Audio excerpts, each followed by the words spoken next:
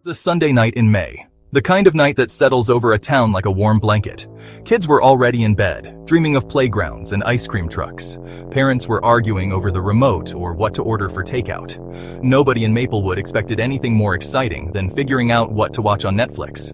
Nobody, except maybe the person dialing 911. 911? What's your emergency? The dispatcher's voice was calm, practiced. She had been through countless calls, each one a potential crisis. Each one demanding her full attention and composure. Her training had prepared her for almost anything, or so she believed. She'd heard it all, or so she thought.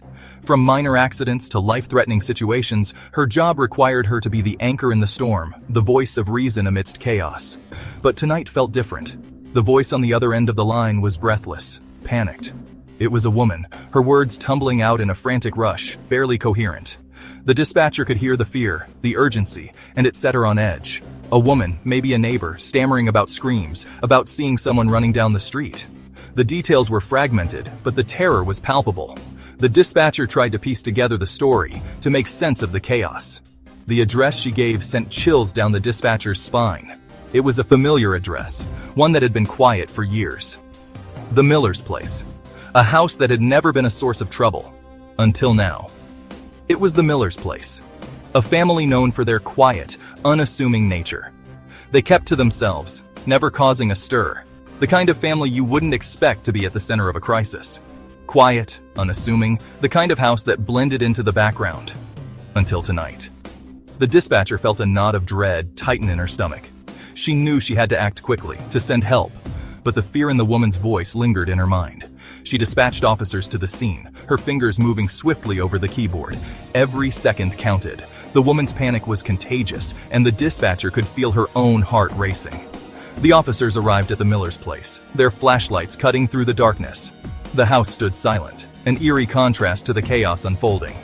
They approached cautiously, their training kicking in, ready for anything. The door creaked open, and the officers stepped inside. The air was thick with tension, every shadow a potential threat. They moved methodically, searching for any sign of what had happened. Inside, the scene was one of disarray.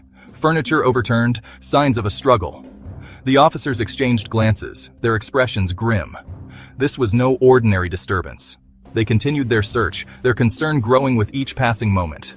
The dispatcher listened intently, her own anxiety mirrored in the officers' voices. What had happened here? And where were the Millers? A family photo on a shelf caught one officer's eye. The Millers, smiling, happy. It was a stark contrast to the empty, foreboding house they now stood in. The dispatcher could hear the officer's voice crackle over the radio, the tension palpable. Then, they found it. A clue, something that hinted at what had transpired. The officers shared a look of realization, the pieces of the puzzle starting to come together. The dispatcher held her breath, waiting for the next update. The dispatcher relayed the information, her voice steady despite the turmoil inside. She knew this was just the beginning. The night was far from over, and the mystery of the Miller's place was only starting to unfold. As night turned to dawn, the scene remained active. Police cars lined the street, officers working tirelessly to uncover the truth. The dispatcher, though exhausted, stayed vigilant, ready for whatever came next. The call ended, but the impact lingered. The dispatcher knew she had done her part, but the questions remained. What had happened at the Miller's place, and why? The quiet suburban street, now bathed in early morning light, held its secrets close. The sun rose over the neighborhood, casting a new light on the events of the night. The peace of the morning was tinged with unease, the mystery of the Miller's place far from resolved.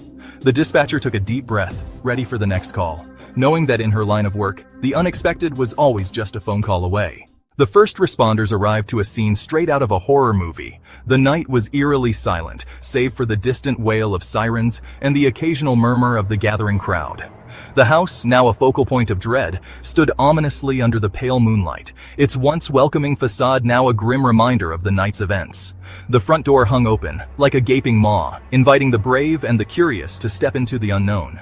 The door's creak echoed in the stillness, a haunting sound that seemed to whisper secrets of the violence that had transpired within. Inside, the living room was a tableau of chaos. The once cozy space, filled with memories of laughter and warmth, was now a scene of utter devastation.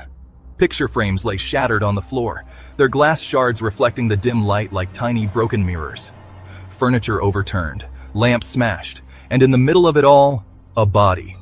The room bore the unmistakable signs of a violent struggle, each overturned chair and broken lamp telling a story of desperation and fear.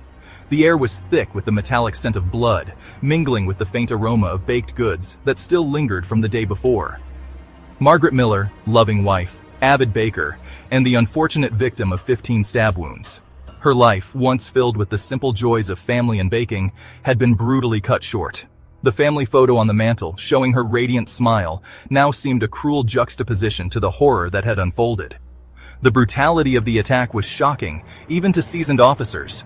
Hardened by years of witnessing humanity's darkest moments, they found themselves taken aback by the sheer savagery of the crime.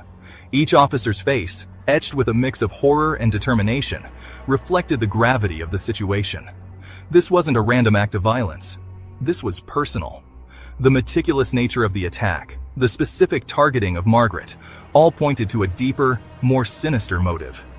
Detectives pored over every detail, every piece of evidence, searching for clues that would unravel the mystery. The personal items scattered around the room, once mundane objects of daily life, now held potential keys to understanding the perpetrator's mind. The investigation was just beginning, but one thing was clear. This was a crime driven by intense emotion, a vendetta that had culminated in a night of terror. Forensics swarmed the house like ants on a dropped ice cream cone. They dusted for fingerprints, photographed every inch of the crime scene, and bagged and tagged evidence with the precision of a well-oiled machine. The murder weapon, a common kitchen knife, was found discarded in the rose bushes outside, wiped clean, of course. Whoever did this was messy, but not stupid. At least, that's what everyone wanted to believe. Section 5. Echoes in Blue. The investigation quickly took over the small town. Police officers, their faces grim, canvassed the neighborhood, knocking on doors and asking questions. Had anyone seen anything? Heard anything? Any suspicious vehicles? The answer was always the same, a resounding no. Maplewood, once a haven of peace and quiet, was now a breeding ground for suspicion and paranoia. Everyone was a suspect and nobody was safe. Section 6. 200 Flickering Flames. A week after the murder, the town held a candlelight vigil for Margaret. The air was thick with sorrow and the soft murmur of whispered prayers. The night sky, usually a canvas of stars, seemed to mirror the town's grief, cloaked in a somber veil of clouds. The community, once vibrant and full of life, now moved with a heavy heart, each step a reminder of the tragedy that had befallen them. Over 200 people showed up, their faces etched with a mixture of grief and fear. Friends, family, and even strangers who had only heard of Margaret's kindness gathered together, united in their shared loss. The flickering flames of the candles they held seemed to dance in rhythm with their collective heartbeat, a fragile light in the overwhelming darkness. Children clung to their parents, their innocent eyes wide with confusion and sadness, while the elderly stood with bowed heads, their faces lined with the weight of too many goodbyes. They stood shoulder to shoulder, their candles flickering in the night, a silent testament to the darkness that had descended upon their once peaceful community. The silence was profound, broken only by the occasional sniffle or the soft rustle of clothing. It was as if the entire town was holding its breath, waiting for a sign, a miracle, something to make sense of the senseless. The candlelight cast long shadows, creating an almost ethereal glow that seemed to wrap the mourners in a cocoon of shared sorrow and solidarity.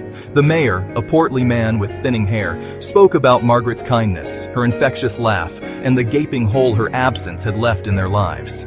His voice, usually strong and commanding, wavered with emotion as he recounted stories of Margaret's generosity and her unwavering spirit. He spoke of the time she organized a fundraiser for the local animal shelter, and how she always had a smile and a kind word for everyone she met. The mayor's words painted a vivid picture of a woman who had touched so many lives, and as he spoke, the crowd seemed to draw closer together, finding comfort in their shared memories of Margaret. The vigil continued long into the night, with people sharing stories, shedding tears, and finding solace in the presence of others who understood their pain. The flickering flames of the candles became a symbol of hope, a reminder that even in the darkest of times, the light of love and community could never be extinguished. Section 7. The town that held its breath. Weeks turned into months, and the investigation dragged on. Leads ran cold, witnesses clammed up, and the killer, whoever they were, remained elusive. The lack of answers only served to fuel the rumor mill. Theories ran rampant, fingers were pointed, and the once tight-knit community began to unravel at the seams. Maplewood was a town holding its breath, waiting for the other shoe to drop. Section 8. Shadows Linger. The murder of Margaret Miller cast a long shadow over Maplewood. The laughter of children playing in the park seemed a little less carefree, the friendly waves between neighbors a little more hesitant. The fear, once a whisper, had taken root, burrowing deep into the heart of the community. Maplewood was forever changed, marked by a tragedy it couldn't forget and a mystery it couldn't solve. Section 9. Whispers on the Wind. Even today, years later, Margaret's murder remains unsolved. The case files gather dust in some forgotten corner of the police station, a haunting reminder of the day evil visited Maplewood. But the memory of Margaret lives on, in the whispers of the wind rustling through the trees, in the creaking floorboards of her empty house, and in the hearts of those who loved her. The unanswered question hung over Maplewood like a shroud. Who killed Margaret Miller? Was it a stranger passing through, a disgruntled acquaintance, or someone she knew and trusted? The not knowing was its own kind of torture, a constant reminder that justice, like laughter and love, could be fleeting, fragile things. And in Maplewood, the silence was deafening.